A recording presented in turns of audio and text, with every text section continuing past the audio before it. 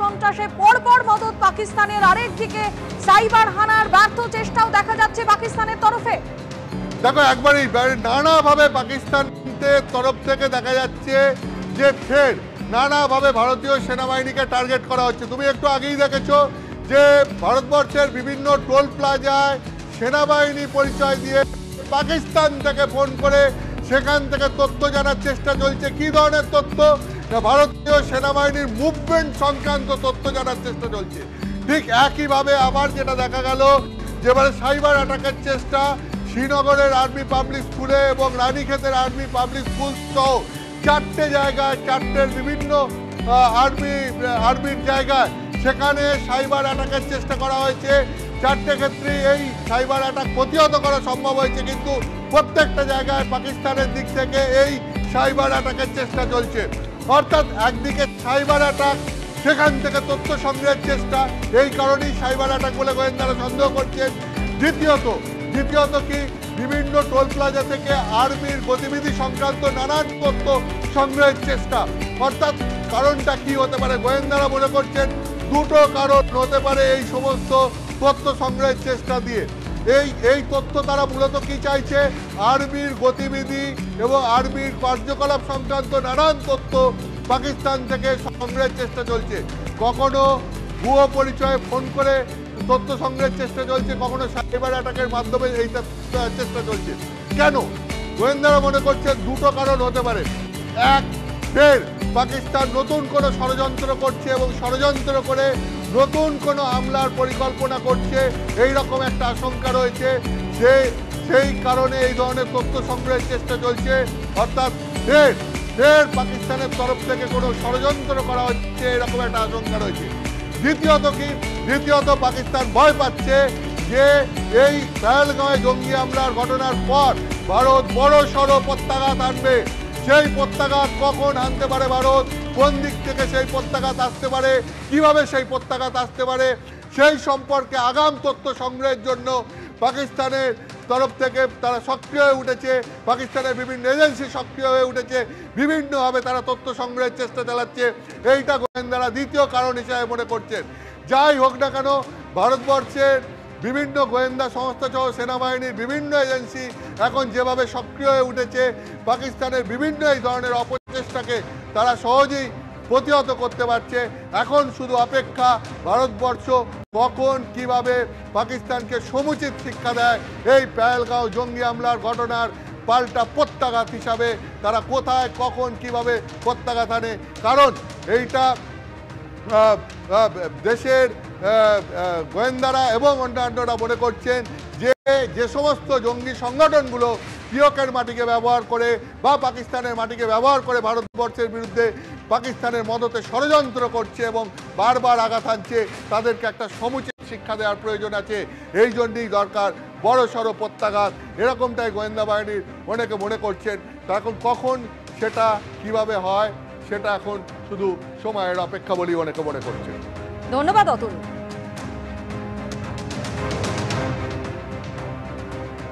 পেহেলগাঁও হামলার পর পাক গোয়েন্দা সংস্থা আইএসআই এর নতুন ছক প্রকাশ্যে। ভারতকে অশান্ত করার পাক চক্রান্ত ফাঁস। ভারতীয় অফিসারের নাম বলে ফোন করে তথ্য নেওয়ার চেষ্টা। সেনারা যে গাড়িতে যাতায়াত করেন তার রাস্তা জানার চেষ্টা আইএসআই এর। হোশিয়ারপুরে সেনা নিয়ে যাওয়া ট্রেনের সম্পর্কেও খোঁজ খবর নেওয়ার চেষ্টা। মুকেরিয়া, পাঠানকোট, ভাটিন্ডায় ফোন করে গোপন তথ্য নেওয়ার চেষ্টা খবর সূত্রে। আইএসআই এজেন্টদের ফোনে কথোপকথনের রেকর্ড প্রকাশ্যে। কোন পথে প্রত্যাঘাত করতে পারে ভারত তা বুঝতে না পেরেই কি তথ্য জানার চেষ্টা চালাচ্ছে আইএসআই, নাকি নতুন করে কোনো হামলা ছক কষছে আইএসআই, প্রশ্ন উঠছে।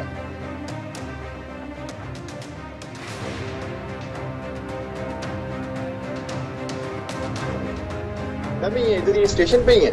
नहीं, बठिंडा स्टेशन के बाहर रहता हूँ मैं। अभी पापा रिटायर होने वाले तो बाहर चले गए हम लोग। अच्छा, इधर से क्वार्टर छोड़ दिया आपने? पहले तो आप लोग जो मेरे पास एड्रेस था इधर करण सिंह लाइन में रहते थे ना, एमईएस कॉलोनी में। हाँ, तो वो उधर से रिटायर होने वाले हैं ना, तो उन्होंने क्वार्टर अभी चेंज करवा दिया, तो हम लोग बाहर रहते हैं अभी। अच्छा, फिर यही दिक्कत था ना। इधर हमने इसी आपके ओल्ड एड्रेस पे लेटर भी मेंशन किया था, लेकिन वो रिटर्न में आ गया था। आपने फिर क्वार्टर आई थिंक चेंज कर लिया उधर से। हाँ जी। तो अभी मुझे ये बताइए कि आपके जो क्लास फेलोज हैं साथ के, इनका कुछ ना अभी इनसे वार्तालाप नहीं इनके पापा से हो पा रहा कुछ स्टूडेंट्स के, तो ये जो आर्मी के थे, ये आरटी ब्रिगेड वगैरह, ये इनके अभी बठिंडा कैंट से आउट गई है, जो इनके लोग हैं सभी इसके लिए बॉर्डर वाली साइड पे निकल गए हैं। मैं तो कैंट के बाहर रहता हूँ, मुझे नहीं पता सर जी। एक्चुअली ना क्योंकि इनसे वार्तालाप नहीं हो पा रहा है, तो कल आपके पापा ने बताया था कि मे भी शायद फैमिलीज वगैरह पीछे हैं, बाकी तो सभी लोग कह रहे थे कि आउट हो गए इधर से। आप बता दो, स्टूडेंट के नाम बता दो, मैं उनसे खुद ही पूछ लूंगा कि आपकी सिक्योरिटी फी आ गई कि नहीं आई। हाँ, आपका शगुन था, शगुन एक थी फीमेल थी, शगुन आपकी क्लासमेट थी, और साथ में उनके पापा थे योगेश कुमार जी, ये अटरली ब्रिगेड के थे, 10 कोर अटरली ब्रिगेड के। पता नहीं, शगुन नाम की लड़की तो थी, पर बाकी का मुझे नहीं पता कौन सी ब्रिगेड नहीं, क्योंकि मेरे को कैंट के बारे में कुछ नहीं पता सर जी, मैं तो बाहर ही रहता हूँ। अच्छा, बाहर जा रखे हैं। तो दूसरी थी रोहिणी पाल थी साथ में आपके ना? हाँ सर, ये बहुत पुरानी बात है। हाँ जी। तो अभी इनके डिपॉजिट का क्या करेंगे इधर साथ में, क्योंकि इनका तो अभी रिटर्न में आपका तो चले हो जाएगा, आपसे वार्तालाप हो गया था, आपके पापा से बात हो गई थी, तो इनका कैसे हो पाएगा, क्योंकि ये तो अभी आई थिंक आउट जा रखे हैं ना, नफरी तो सभी आउट जा रखे हैं। कैंट में आप लोग नहीं अभी जाते? कैंट से काफी दूरी में नहीं, क्वार्टर कैंट से दूरी नहीं है, हम लोग कैंट के बाहर रहते हैं, मतलब रेलवे स्टेशन के पास रहते हैं, बठिंडा रेलवे स्टेशन के पास। अभी मुझे बताइए कि अपने इधर बठिंडा, अभी आप बठिंडा में ही है, इधर ये स्टेशन पे ही है? नहीं, बठिंडा स्टेशन के बाहर रहता हूँ मैं, अभी पापा रिटायर होने वाले तो बाहर चले गए हम लोग। সীমান্ত সন্ত্রাসী মদত জঙ্গিদের আশ্রয় কবুল খোদ পাক প্রতিরক্ষা মন্ত্রী 3 দশক ধরে জঙ্গিদের মদত দেওয়ার কথা কবুল খোদ পাকিস্তানের চাঞ্চল্যকর এই স্বীকারোক্তির পরে পাক প্রতিরক্ষা মন্ত্রীর এক্স অ্যাকাউন্ট ভারতে বন্ধ। এর আগে গত সোমবার 16টি পাক ইউটিউব চ্যানেলকে নিষিদ্ধ করা হয়েছিল। ভারতের বিরুদ্ধে উস্কানিমূলক ও মিথ্যে তথ্য প্রচারের অভিযোগে এই সিদ্ধান্ত নিয়েছিল দিল্লি।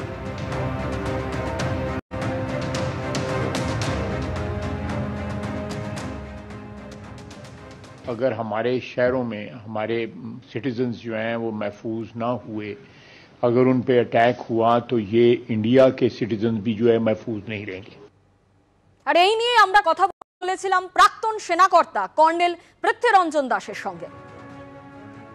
হচ্ছে স্ট্রং মেসেজ যাবে যে কোনো বাড়ির থেকে মিলিটেন্ট যদি যায় তাদের সঙ্গে যোগাযোগ করে, বাড়ির লোকরাই ওখানে তাকে আটকাবে অথবা থানাতে খবর দেবে, টু প্রুভ দেয়ার ইনোসেন্স। আর আরেকটা হচ্ছে, একটা কিছু মানুষ যারা নাকি মিলিটেন্সিতে বিশ্বাসী করে, তারা আরো রেগে যাবে। দ্বিতীয় অংশটা খুবই কম। তো এই পরিস্থিতিতে এদের শেল্টার ওরা কোথায় নিচ্ছে, এই বাড়িগুলিতে জিজ্ঞিত সার্চ করেছে, বাড়িগুলিতে কোনো রকম টেল মার্কস পাইনি যে ওরা এখানে এসেছিল বা এসে গেছিল। তো কোথায় পালিয়ে, কেন ওই জায়গাটা যদি আপনি কাশ্মীরের ওই জায়গাটা দেখেন, এত জঙ্গল, মানে একটা জায়গা পাহাড় থেকে উঠে আরেকটা পাহাড়ে যেতে, ওইখান থেকে প্রথমত দূর থেকে এরা দেখতে পারে, ওরা অন্য জায়গায় লুকিয়ে পড়ে।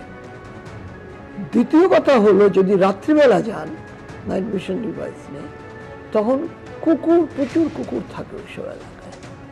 কুকুর ঘেউ ঘেউ করলেই ওরা বুঝতে পারে অর্থরাত্রে সাধারণ মানুষ আসছে না, ওইসব রাস্তা দিয়ে সেনাবাহিনী আসছে। পাল্টা প্রত্যাঘাতের প্রস্তুতি, জঙ্গি নাশকতার জবাব দিতে তৈরি সেনাবাহিনী, তৈরি পুলিশ বাহিনী। এবার সেনা ও পুলিশের যৌথ মহড়ার ছবি এলো প্রকাশ্যে।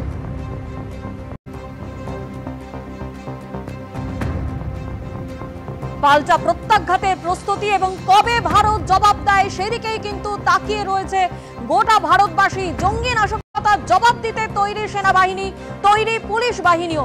এবার সেনা ও পুলিশের যৌথ মহড়ার ছবি এলো প্রকাশ্যে।